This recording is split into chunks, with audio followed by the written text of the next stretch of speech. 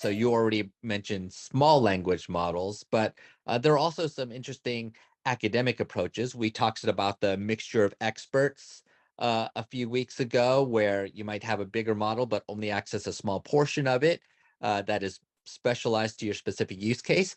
And there's still some interesting primary research that is going into this as well. So, there's an interesting paper put out by UC Santa Cruz very recently, talking about how they are looking at changing some of the fundamental mathematical assumptions that are at the back end of the LLM to go basically from uh, matrix linear algebra to basic arithmetic as you're looking at changes. So you can just imagine the difference between going from a matrix to 1 + 1 as you're trying to make changes. That's going to be a order of magnitude change in compute if they can get that to work for LLMs.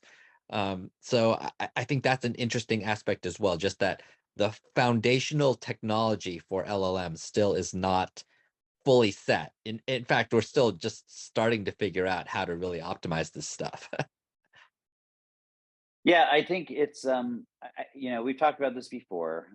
Certainly, like Jan LeCun is proposing some non-LLM based approaches altogether. Mhm. And I think it's easy to lose track of this. And I'm not, I don't think I know the technology well enough. It's way beyond my pay grade to really know which way this is going to flesh out. So I look at it from that enterprise executive perspective, and that is that you need to be sort of hedging your bet, and you need to be very looking at this and demanding that organizations, both how you approach it, but the people you're partnering with are helping you manage that cost, and not getting so swept up into this that you're sort of ignoring it and just saying like you have to go there.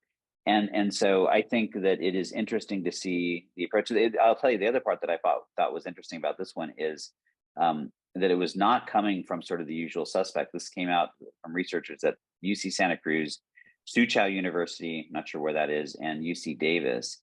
Mhm. And I thought, what that also speaks to is how, the rise of Gen AI has truly driven not only within industry, but within academia, a significant focus on these technologies. Mhm. And I think that's a good thing. I think we're going to see more development. We're going to see more novel architectures and approaches, either in this case where it's within the LLM and transformer sort of model, or something completely different. So I think it's tempting to get sucked into all this and think, oh well, okay, this is it. This is the future. Now, where is this linear path going? And I think this is just a reminder that there are more unknown unknowns that we can Yeah, possibly get our head around. like don't spend too much time optimizing on state of the art June 2024 technology, because honestly, a lot of this will be obsolete in 2 years. We're going to have a better way of doing all this 2 years from now, and I don't know what it is. It might be some academic technique that isn't even discovered till next year. That ends Yeah, up being dominant exactly. 2 years from now. Yeah. Hmm. Yeah, exactly. And I think that's the other part, is that people forget that ChatGPT, when it was released by OpenAI, wasn't released as a commercial model. It was released as like an experiment. Oh, here, check Hmm. this out. This is what we're doing. And they were almost as surprised as anybody that this thing exploded the Yeah. way it did. And so I think it's going to be something similar.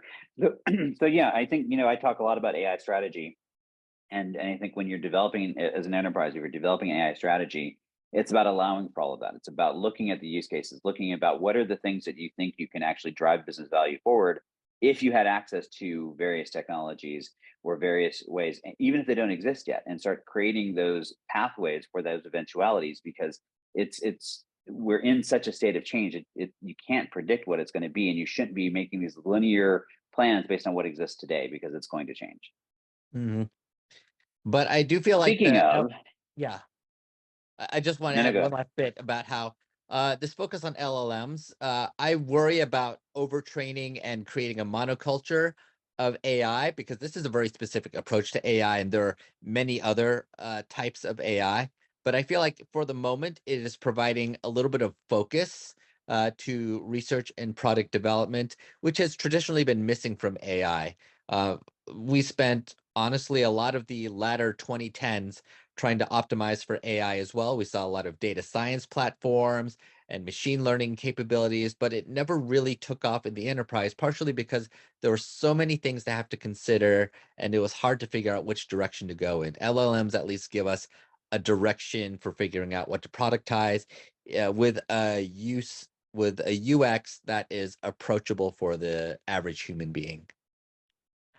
Yeah, I mean, I think what LLMs really did do is it democratized this to the point where, or created a universal enough platform that it sort of got out of the lab. And I mean, Yeah. we obviously had production deployments of AI, but it was sort of this, the magic behind the curtain kind of thing. And so suddenly it became front and center, and that is, I think, has created a sort of eruption in all of this. And I agree. But going back to the point where I was going to go with this is that the trick as an enterprise leader is to not lose sight of the blocking and tackling that has to get Mhm. done, and that comes in a lot of forms. It comes in making sure you have an agile technology strategy that you can adapt and pivot. It also has to do with taking a hard look at how you're structured, about how you need to transform the roles of your internal teams.